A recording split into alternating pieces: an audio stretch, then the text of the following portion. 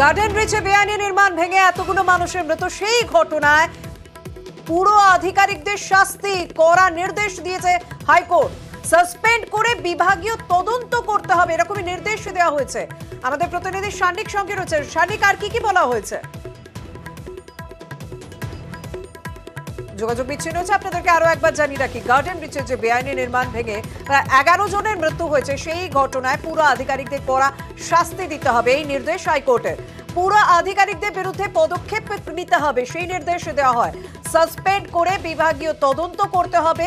আধিকারিকদের মদত ছাড়া কখনোই বেআইনি নির্মাণ হতে পারে না। অফিসে বসে বেআইনি নির্মাণে মদত দেওয়া হয়েছে, তদন্তের ক্ষেত্রে কিন্তু এই কথাগুলোও মাথায় রাখতে হবে। পর্যবেক্ষণ বিচারপতি জয় মাল্যবাগচি।